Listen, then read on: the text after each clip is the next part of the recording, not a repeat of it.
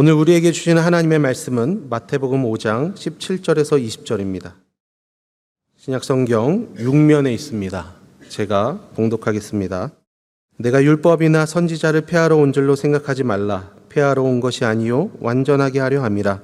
진실로 너희에게 이르노니 천지가 없어지기 전에는 율법의 1.1획도 결코 없어지지 아니하고 다 이루리라. 그러므로 누구든지 이 계명 중에 지극히 작은 것 하나라도 버리고 또 그같이 사람을 가르치는 자는 천국에서 지극히 작다 일컬음을 받을 것이요 누구든지 이를 행하며 가르치는 자는 천국에서 크다 일컬음을 받으리라. 내가 너희에게 이르노니 너희가 서기관과 바리새인보다 더 낫지 못하면 결코 천국에 들어가지 못하리라. 아멘. 담임 목사님 안식월 보내고 계십니다. 잘 보내실 수 있도록 기도해 주시기 바랍니다. 오늘은 제가 말씀을 전하게 되었습니다. 하나님의 말씀으로 받으시고 또 한 주간 이 말씀으로 승리하시기를 간절히 소원합니다. 한 나라의 대통령이 선출이 되면 얼마 안 있다가 대통령 취임 기자회견을 갖습니다. 몇 주 전에도 보니까 대통령 취임 30일 기자회견이 있었던 것 같습니다. 그때 무슨 말을 할까요? 새로 대통령으로 뽑혔으니까 이제 나라를 어떻게 이끌어갈지, 국정 운영을 어떻게 할지, 어떤 국정 철학을 가지고 목표를 가지고 나라를 이끌어갈지를 이야기합니다. 기자들의 질문에 답을 하면서 이제 좀 국민들의 좀 이해와 또 어떤 지지를 얻으려고 할 것입니다. 대통령이 선출될 때 100%의 지지율로 선출된 적은 없습니다. 그런 일은 불가능하죠. 어떤 사람은 지지했고 어떤 사람은 지지하지 않았습니다. 그런 의미에서 이러한 대통령 취임 기자회견을 통해서 국민들의 마음을 하나로 모으고 좀 이해를 구하고 이러이러한 현안들에 대해서 잘 풀어보겠다. 또 이런 과제를 집중적으로 해결해 나가겠다. 그런 말들을 하는 것은 우리 국민들에게 참 도움이 되고 안심시켜주고 그런 기자회견이 잘만 이루어진다면 또 많은 유익이 있을 것입니다. 오늘 성경 본문에 비록 대통령 기자회견과는 조금 다르지만 한 나라의 왕께서 오셔서 말하자면 첫 번째 공적인 설교를 하고 계십니다. 그 나라는 하나님의 나라죠. 하나님 나라의 왕이신 예수께서 오셔서 이제 공적인 첫 번째 설교를 하십니다. 마치 모세가 시내산에서 십계명 돌판을 받아서 내려와서 백성들에게 율법을 가르치고 전하였던 것처럼 지금 이 갈릴리 호수가의 이 언덕 위 산에서 예수님께서 제자들에게 또 무리들에게 하나님 나라에 대해서 말씀을 전하십니다. 사람들이 궁금해했습니다. 새로운 랍비 선생이 등장한 것 같은데 저분은 누구실까 하면서 점점 무리들이 모였을 것 같습니다. 예수님은 이제 이 산상수훈을 말씀하실 때 제일 먼저 하나님 나라의 백성이 누구인지를 말씀했습니다. 누구입니까? 심령이 가난한 자는 복이 있나니 천국이 그들의 것이며 이것으로부터 해서 애통하는 자, 온유하는 자, 의에 줄이고 목마른 자 등등 이러한 사람이 하나님 나라의 백성이다. 이들에게 하나님 나라가 주어졌다. 이렇게 말씀하신 것입니다. 우리는 예수님의 말씀을 들으면서 그런가 보다 하고 듣지만 그 당시 사람들은 조금 당황했을 것입니다. 왜냐하면 그들은 혈통으로 하나님 나라에 들어간다라고 생각했기 때문입니다. 나는 아브라함의 혈통이야. 아브라함의 자손이야. 그러므로 나는 하나님 나라에 들어갈 거야. 이렇게 생각하던 사람들이 많았습니다. 또는 나는 하나님이 주신 율법을 이만큼 지키고 있으니까 나는 하나님 나라에 들어갈 거야. 그런데 예수님이 전혀 다른 말씀을 하신 거예요. 그게 아니라 심령이 가난한 자, 애통한 자, 마음이 청결한 자, 긍휼히 여기는 자 등등 이러한 사람들이 하나님 나라에 들어간다 하시니 이 백성들이 듣고는 뭔가 다른데? 들어보지 못한 말씀이네? 이렇게 당황했을 것입니다. 어떤 사람들은 들으면서 새롭다, 신선하다, 이제 그럼 우리가 어떻게 살아야 할까? 이렇게 듣기도 했을 것입니다. 이 팔복을 말씀하신 후에 예수님께서 이어서 그러면 하나님 나라의 백성으로서 우리가 어떻게 살아야 할까요? 에 대한 말씀을 하십니다. 그래서 너희는 세상의 소금이다. 너희는 세상의 빛이다. 이렇게 말씀하십니다. 그래서 세상으로 나가서 이 세상의 빛으로 소금으로 살아야 한다. 그렇게 세상 사람들에게 하나님의 영광을 나타내는 삶을 사는 것이 하나님 나라 백성의 삶이다. 이렇게 말씀을 해주십니다. 그리고 나서 이제 오늘 본문으로 이어집니다. 내가 율법이나 선지자를 폐하러 온 줄로 생각하지 말라. 이 말씀을 합니다. 여기서 율법이나 선지자는 모세의 율법으로부터 해서 구약 선지자들의 예언의 모든 말씀들을 가리키는 구약 성경 전체라고 보시면 됩니다. 예수님이 이 구약 성경을 폐하러 온 줄로 생각하지 말라. 폐하다라는 단어는 없애버리다, 무너뜨리다, 폐기하다 이런 뜻입니다. 그러므로 이 구약 성경을 없애버리러 온 줄로 생각하지 말라. 예수님이 지금 그렇게 말씀하신 것입니다. 또 다소 좀 과격할 수도 있는데 왜 이런 표현을 하셨을까요? 예수님에 대해서, 예수님의 말씀에 대해서 오해할 수 있기 때문에 먼저 이 말씀을 하셨습니다.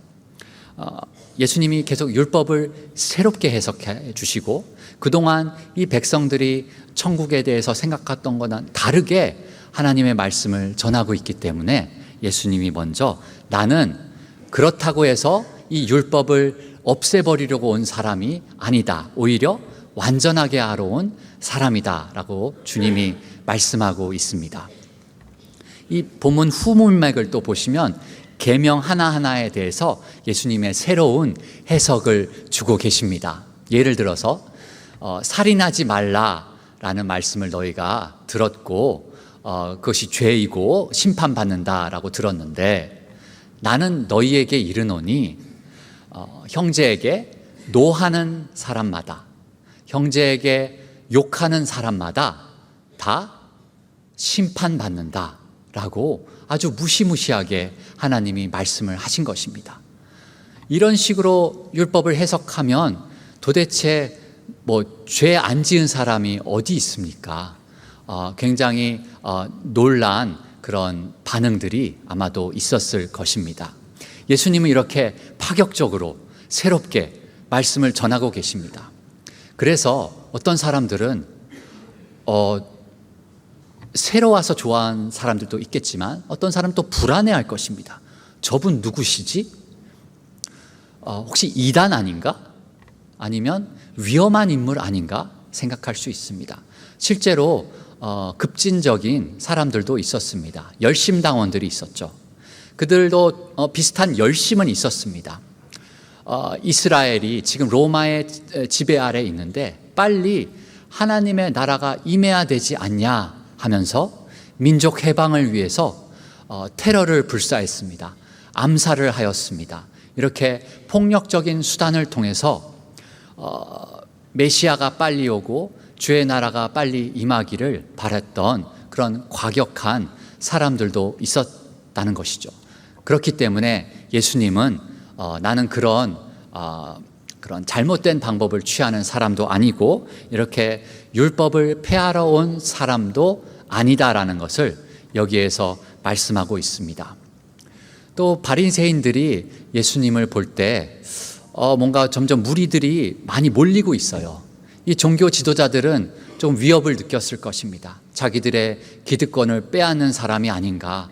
저 사람은 도대체 어떤 이야기들을 하는가. 자기들의 어떤 위선적인 모습 이런 것들을 다 노출시키는 게 아닌가 하고 불안한 또 의심 많은 시선으로 예수님을 바라봤을 것입니다. 그런데 예수님의 말씀은 또 그냥 일반 사람의 말처럼 들리지 않고 권위 있는 말씀처럼 들렸습니다. 그 말씀에 능력이 있고 권위가 있어서 점점 많은 사람들이 따랐다는 것이죠. 또 예수님이 말씀하실 때도 내가 너희에게 이르노니, 내가 진실로 너희에게 이르노니 이런 식으로 말씀하시잖아요. 그 당시에 선생, 랍비들 중에 어느 누구도 그런 식으로 말하는 사람들이 없었습니다. 왜냐하면 보통은 이 말은 구약 성경에서 여호와께서 이스라엘에게 이르시되 또는 여호와께서 아브라함에게 이르시되 이럴 때 하나님께서 썼던 표현이라는 것이죠.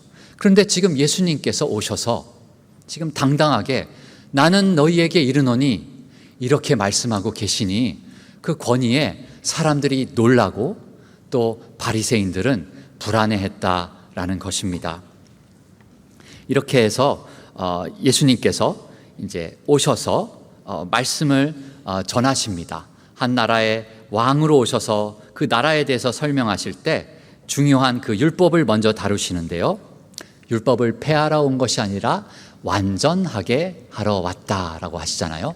이 완전하다라는 단어는 가득 채우다, 충만하게 하다 그런 뜻입니다. 그러니까 예수님이 오셨어요. 그런데 오신 이유가 뭐예요?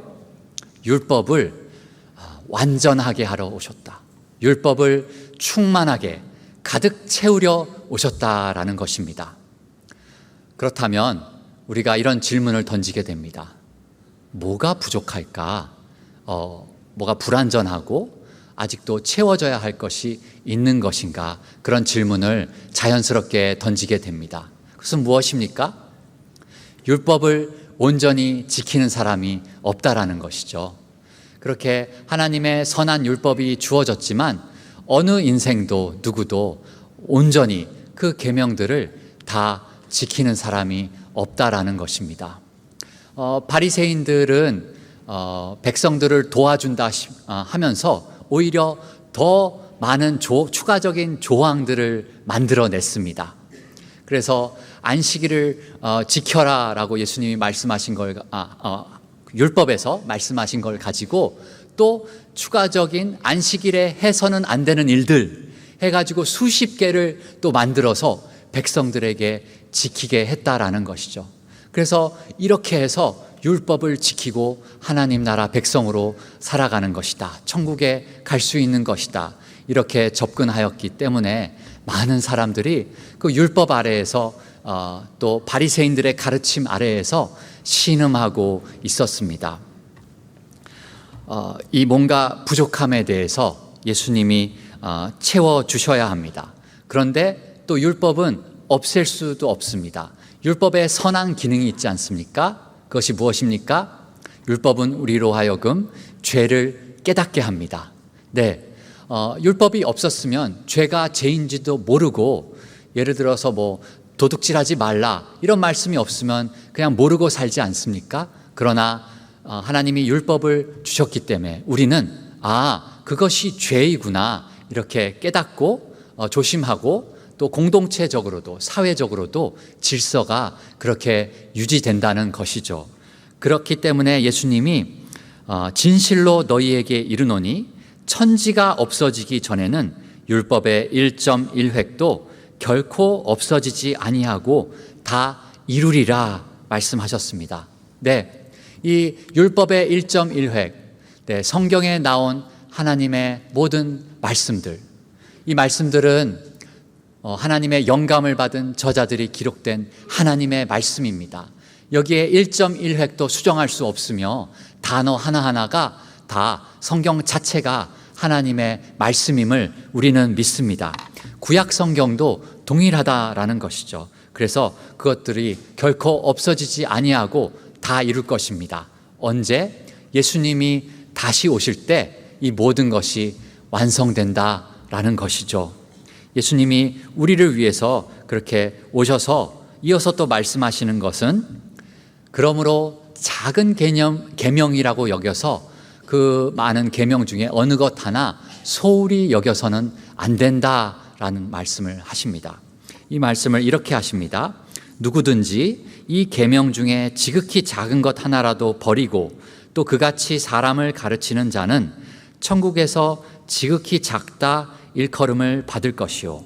예수님이 우리의 이해를 돕기 위해서 우리식의 사고방식대로 말씀해 주십니다. 우리는 누가 크다, 누가 작다 이렇게 판단하지 않습니까? 그런 의미에서 예수님이 이렇게 계명을 소홀히 하면 하나님께서도 그렇게 멸시하실 것이지만 누구든지 이를 행하며 가르치는 자는 천국에서 크다 일컬음을 받으리라 우리 주님이 말씀합니다. 여기서 중요한 것이 있습니다. 행하고 가르치는 사람이 천국에서 크다 하셨습니다. 네, 바리새인들의 어떤 위선적인 모습 가지고는 안 된다는 거예요. 반드시 행함이 있어야 하고 가르침이 있어야 한다라는 것입니다. 바리새인들처럼 그렇게 가르치면서 본인들은 정작 행하지 않는 모습에 대해서 예수님이 지적하십니다. 그리고 나서 또 굉장히 놀랄 만한 파격적인 충격적인 이야기를 하십니다. 20절에 내가 너희에게 이르노니 너희 의가 서기관과 바리새인보다 더 낫지 못하면 결코 천국에 들어가지 못하리라. 만약에 천국에 들어가는 순서가 있다면 자, 누가 먼저 천국에 들어갈 수 있을까요? 그 자격 조건을 누가 제일 먼저 갖췄을까요? 라고 한다면 사람들이 아마도 당연히 바리새인들과 서기관들 아닙니까? 이렇게 생각했을 것입니다. 아마도 예수님의 말씀을 듣고 있는 그 무리들이 서로의 얼굴을 쳐다보면서 이상하다? 바리새인들과 서기관들이야말로 제일 천국에 들어가기에 합당한 사람들인데 그보다 더 나은 의를 요구하고 계시니 이게 웬일인가 했을 것입니다. 바리새인들은 평생 이 하나님의 율법을 연구한 사람들입니다. 이 사람들은 그 말씀을 온전히 지키고자 물론 백성들에게 과도한 무게를 주었지만 어쨌든 일주일에 2번씩 금식하고 또 늘 백성들 보는 앞에서 기도하고 말씀 연구하고 또 11조를 낼 때도 그 곡식의 그 한 알 하나를 세어가면서 그 10분의 1을 바친 사람들입니다. 이렇게 헌신적이고 하나님 앞에 어떻게 보면 열심을 다하는 이런 사람들이 세상에 천국에 들어가지 못한다. 그거로는 부족하다. 더 높은 점수를 받아야 한다라고 예수님이 말씀하신 것입니다. 당황스러울 수밖에 없습니다. 그러면 질문을 하게 됩니다. 도대체 누가 천국에 들어갈 수 있단 말입니까? 제가 어떤 재미있는 상상을 해봤습니다.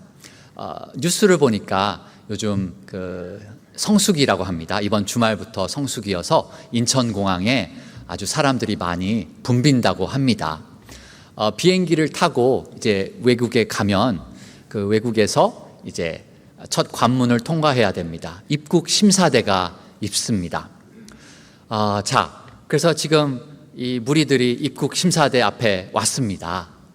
그러면 다들 쳐다볼 것입니다. 저기 먼저 들어가시죠. 아마도 사람들은 서기관들과 바리새인들한테 먼저 들어가십시오. 왜냐하면 당연히 제일 합당한 사람들이 아닌가 생각했을 것입니다. 그런데 이 입국 심사대에서 웬일입니까? 거절당하였습니다. 기가 찰 일입니다. 한평생 그 나라의 법을 연구한 사람들입니다. 어떻게 하면 그 나라에 입국할 수 있는지, 비자를 어떻게 받으며 영원히 살 수 있는 영주권을 어떻게 얻으며 온갖 법에 대해서 다 연구한 사람들, 그래서 백성들에게 가르친 사람들입니다. 이렇게 하면 그 나라의 법이 이러하니 들어갈 수 있다. 이것들을 지켜야 하고 또 추가적으로 이런 것들도 더 많이 규정들을 만들어서 이렇게 살아라 하면서 백성들에게 가르치고 그렇게 압박을 줬던 그런 사람들이 바리새인들인데, 세상에 이 사람들이 지금 입국 심사대에서 입국 거부를 당한 것입니다. 당황스럽습니다. 그 입국 심사대에서 다 조회가 가능합니다. 한평생의 범죄 기록이 다 나와서 그것을 보고는 안 된다. 여기 왕께서는 공의로우시고 거룩하신 분이시기 때문에 죄인은 입국할 수 없습니다. 오직 의인만 입국할 수 있습니다. 라고 이야기하는 것이죠. 그래서 의인은 그 나라에 입국하여 영원한 생명을 누리고, 죄인들은 입국이 거절되고 영원한 형벌에 처한다라는 것이 오늘 하나님의 말씀인 것입니다. 네, 율법 아래에서는 답이 없습니다. 이렇게 모두가 낙심하고 있는, 아무 소망 없는 상황 가운데에서 하나님께서 친히 우리를 사랑하셔서 우리에게 그 해답을 주셨다는 것이죠.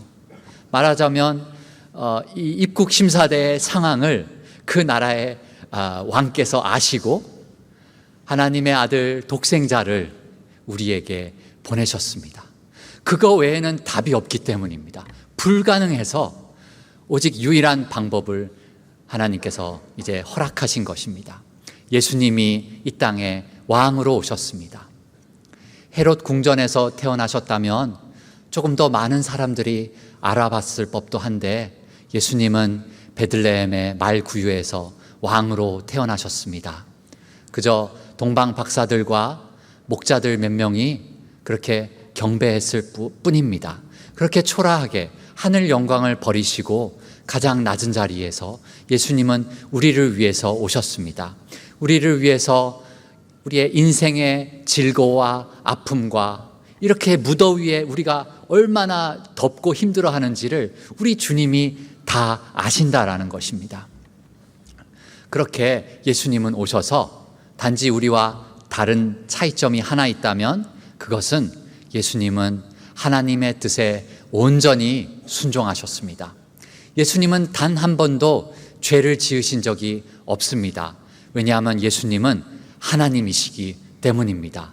그분은 온전한 하나님으로 이 땅에 오셔서 아버지 하나님의 뜻을 완벽하게 온전하게 순종하셨습니다. 모든 계명들을 지키신 유일한 이 땅에 온 사람이라는 것입니다.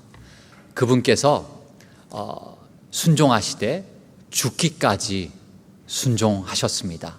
네, 예수님은 내가 받아야 할 그 죄의 형벌을 대신 받으셨습니다. 내가 받아야 할 하나님의 진노를 예수님이 대신 받으셨습니다. 내가 받아야 할 저주를 십자가 위에서 예수님이 대신 받으셨습니다. 그리고 십자가에서 어린 양으로 죽으셨습니다. 그분은 흠없는 삶을 사셔서 흠없는 어린 양이셨습니다. 희생제물로 바치기에 합당하신 흠없는 어린 양이십니다. 그분께서 나를 위해서 피를 흘리시고 단 한 번의 속죄로 영원토록 우리의 모든 죄를 용서해 주셨습니다. 우리를 그 죄와 죄책에서 해방시켜 주셨습니다. 그리고 예수님이 사흘 만에 부활하셔서 이제 우리도 누구든지 차별 없이 예수 그리스도를 믿는 자에게 미치는 하나님의 의가 임하였습니다. 우리는 이 믿음으로, 이 은혜로 의롭다 함을 받은 줄로 믿습니다. 이렇게 하나님께서 우리에게 놀라운 사랑을, 은혜를 베풀어 주셨습니다. 그러므로 이제 우리가 입국 심사대에 당당하게 걸어갈 수 있습니다. 가서 이제 우리는 우리의 예수의 옷을 입고 당당하게 우리의 천국 시민권을 보여주면 됩니다. 세상에 예수님의 보혈로 말미암아 그 모든 죄의 목록들이 삭제되었습니다. 더 이상 존재하지 않습니다. 예수님이 다 씻겨주셨습니다. 예수님은 그런 것들을 이제는 더 이상 기억하지 않는다 우리에게 말씀하십니다. 네, 시민권자이기 때문에 뭐 별로 검사도 안 합니다. 그냥 가라고 합니다. 통과입니다. 이렇게 우리의 신분이 달라졌습니다.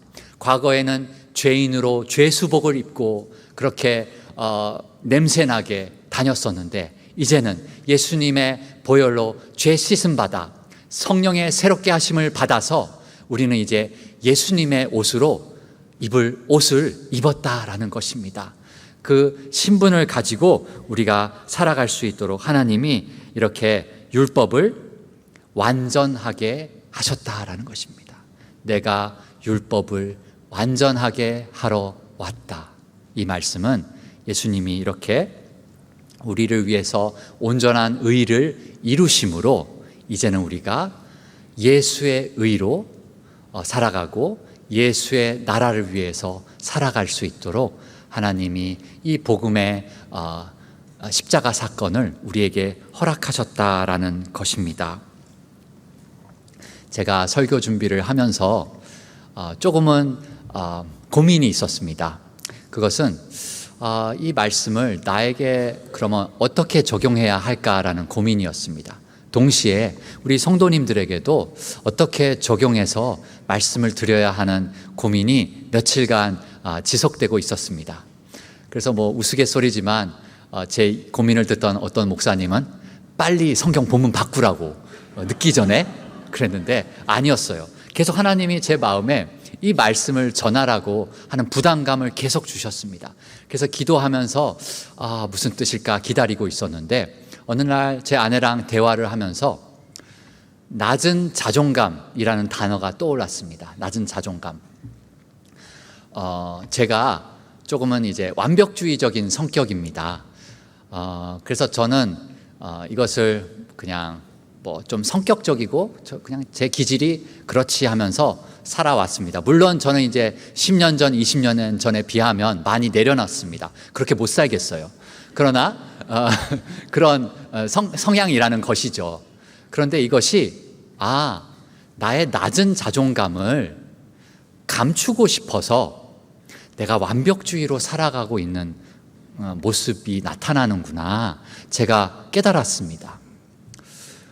그러면서 저의 아내도 저한테 말하기를 자기는 그것이 우리 애들한테 투영이 된다라고 이야기를 하더라고요. 나의 낮은 자존감을 가리기 위해서 애들한테 많은 것을 요구합니다.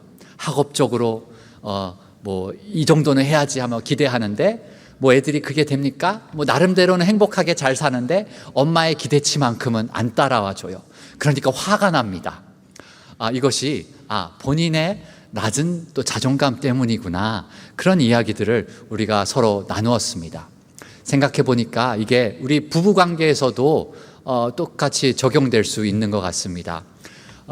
부부 간에 내가 낮은 자존감이 있으면 그냥 자존심만 내세우고 상대방에 대한 기대치는 높은데 배우자가 그렇게 못 살아주시니까 막 화가 나고 잔소리를 하게 되고 그런 모습들이 물론 이제 상대방의 문제일 수도 있겠지만 내 문제일 수도 있겠구나. 나의 낮은 자존감 때문에 그럴 수 있겠다라는 생각을 해봤습니다. 여기서 자존감이라는 단어와 자존심이라는 단어를 좀 구분해서 사용해야 될 것 같습니다. 자존심은 이렇게 정의를 해보겠습니다. 남들과 비교해서 얻는 우월감, 기본적으로 교만함이 깔려 있죠. 바리새인들, 자기 의로 똘똘 뭉쳐 있는 그 사람들이 떠오릅니다. 반면에 자존감은 심리학에서 말하는 자존감 말고 여기서는 성경적인 자존감이라고 해보겠습니다. 그리스도인의 자존감이란 내가 그리스도 안에서 하나님의 자녀로서 어떤 존재 가치가 있는지를 알고 그것을 인정하고 수용하고 살아가는 사람이 건강한 자존감이 있는 사람이다. 이것은 겸손함을 깔고 있습니다. 왜냐하면 그리스도 안에서 이루어지기 때문입니다. 네, 그런 면에서 이제 나의 자존감의 근거가 어디 있는지를 한번 생각해 봅시다. 여러분, 우리의 나의 자존감의 근거가 어디에 있습니까? 혹시 나의 행위에 있습니까? 그렇다면 행위를 잘 했을 때랑 잘 못했을 때 우리 자존감이 높아졌다 떨어졌다 이럴 것입니다. 또 우리의 자존감의 근거가 혹시 나의 건강 상태에 있습니까? 그렇다면 세월이 흐르고 나이가 들면서 몸이 예전 같지 않은데 나의 자존감은 어떻게 됩니까? 그냥 추락할 수밖에 없습니까? 또 나의 자존감의 근거가 어디에 있습니까? 이 세상에서의 어떤 지위와 명예와 어떤 재산에 있습니까? 그것은 영원하지 않습니다. 우리의 자존감은 이런 어떠한 행위에 있는 것이 아니라 오직 그리스도의 의 안에 있습니다. 예수님께서 우리를 위해서 온전히 이루어 놓으신 이 의에 우리 자존감의 근거가 있다라는 것입니다. 그러고 나니까 바리새인들이 보였습니다. 성경 본문을 다시 보는데 바리새인들의 낮은 자존감이 보였습니다. 이들은 겉으로는 완벽해 보이는 사람들이었습니다. 그리고 겉으로는 남들의 늘 인정을 받는, 그것을 또 좋아하는, 그래서 잔치에 가서도 상석에 앉고 어디서든 존경을 받고 받으려는 그러한 사람들이 바리새인들이었습니다. 그런데 안에서는 위선적이고 내면의 죄는 해결하지 못하고 그렇게 세월은 흐르고 그런 바리새인들의 삶에 그들의 영혼을 보게 되었습니다. 아, 저들의 자존감이 정말 낮구나. 그들은 끊임없이 더 많은 행위를 해야 해. 나는 인정받아야 해. 하나님의 인정을 받아야 하고 사람들의 인정을 늘 갈구하고 그렇게 지금은 아직 부족해, 충분하지 않아라는 이러한 감정에 늘 시달리는 사람들이었겠구나, 그런 생각이 들었습니다. 네, 이 낮은 자존감은 우리를 이렇게 늘 정죄합니다. 물론 우리가 살면서 회개해야 합니다. 예수님, 오늘도 제가 하다가 또 죄를 지었습니다, 용서해 주십시오, 그렇게 기도하지만 거기에 그쳐서는 안 된다는 거예요. 우리는 자기 정죄로 끝나는 것이 아니라 예수님의 보혈로 씻음받고 용서받은 자녀로서 오늘도 하나님 우리에게 성령을 부어주셔서 하나님의 뜻에 순종하며 살아갈 수 있도록 도와주십시오. 여기까지 나아가야 하는 것이 우리의 신앙생활이라는 것입니다. 네, 그러고 보니까 자존감이 강한 사람일수록 실제로는 자존심이 강한 사람일수록 실제로는 자존감이 굉장히 낮을 수 있다라는 생각이 듭니다. 오늘날 우리 현대인들, 특별히 우리나라도 이 비좁은 한반도에서 정말 많은 사람들이 아둥바둥하며 경쟁하며 살고 있지 않습니까? 자존감이 높기 힘듭니다. 청소년 시절부터 학업에 전념해야 되죠. 또 대학생이 되고 취업이다. 또 직장에 가서도 늘 경쟁해서 살아남아야 하는 그런 삶을 우리 모두 살고 있습니다. 우리 모두 이런 건강한 높은 자존감을 갖기 쉽지 않은 그런 상황에 놓여 있다라는 것이죠.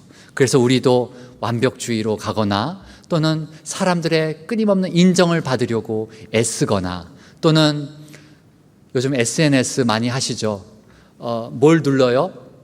좋아요를 많이 눌러달라고.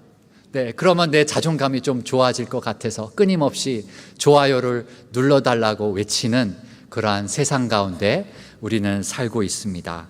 그런데 우리는 그리스도 안에서 이제 우리의 자존감의 근거가 우리의 행위에 있지 아니하고 그리스도의 완전한 의에 있다는 것을 믿음으로 날마다 선포해야 합니다. 나는 하나님의 형상으로 창조받은 하나님의 사람이다.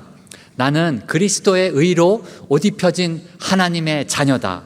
나는 이제 성령의 새롭게 하심으로 성령의 충만함으로 하나님의 나라의 삶을 살아가는 사람이다. 하나님의 사랑을 듬뿍 받고 있는 사람이다라는 것을 날마다 선포하시기 바랍니다. 그렇게 하나님은 창세전에 이 모든 것들을 작정하셔서 우리를 창세전에 부르셨습니다. 성도로 부르셨습니다. 우리를 자녀로 택하셨습니다. 그래서 예수님을 이 땅에 보내주셔서 우리를 위해서 완전한 의를 이루시고 우리에게 그 의를 주셨습니다. 이제 전가된 의라는 용어를 씁니다. 우리의 예수의 의가 우리에게 그렇게 전가되었습니다. 우리는 그 의를 힘입어 이제 하나님 말씀대로 살아가고 있다라는 것입니다. 그러므로 아까도 말씀드렸지만 자기 비하로 끝내지 마십시오. 자기 정죄, 자기 비판으로 끝내지 마십시오. 한 발 더 나아가서 주님 이제 용서받은 하나님의 자녀로서 하나님 말씀대로 살도록 도와주십시오. 그렇게 죄를 깨닫는 것에서 멈추는 것이 아니라 복음 안에서 새로운 순종의 삶으로 나아갈 수 있도록 늘 그렇게 복음 안에 거하시기를 바랍니다. 이 예수 그리스도의 복음으로 우리 모든 성도들이 치유함을 받기를 원합니다. 우리의 가정들이 정말 회복되기를 원합니다. 우리 교회와 이 나라 전체가 정말 그런 회복의 길들을 걸어가기를 원합니다. 그러기 위해서 우리는 이제 자기의, 바리새인들과 같은 그 자기의에 대한 환상을 이제 없애야 됩니다. 자기의 그런 거 없습니다. 그리고 예수님께서 하나님이 허락하시는 은혜를 전폭적으로 수용합시다. 그렇게 믿음으로 받는 것입니다. 그래서 하나님의 자녀로 살아갈 때 자기 증명의 부담을 내려놓으시면 좋겠습니다. 우리는 더 이상 내 의를 만들어내서 그것을 사람들 앞에 증명해낼 필요가 없습니다. 그런 수고 안 하셔도 됩니다. 그 수고는 예수님이 해주셨습니다. 우리는 예수님의 의를 덧입어서 이제 자유함 가운데 사랑을 실천하며 살아갈 수 있습니다. 하나님 나라의 백성으로서 우리의 내적 자유함을 가지고 우리의 외적인 행실을 바르게 하나님 나라 백성으로서 순종하며 살 수 있습니다. 우리 마음의 안에서는 자유함을 가지고 외적으로는 하나님 나라를 위해서 희생하고 헌신하고 그렇게 예수님처럼 살아갈 수 있다라는 것입니다. 이게 얼마나 놀라운 은혜인지요. 제가 묵상하다가 찬송가 하나를 계속 흥얼거리게 되었습니다. 그것은 216장의 4절이었습니다. 만 가지 은혜를 받았으니 내 평생 슬프나 즐거우나 이 몸을 온전히 주님께 바쳐서 주님만 위하여 늘 살겠네.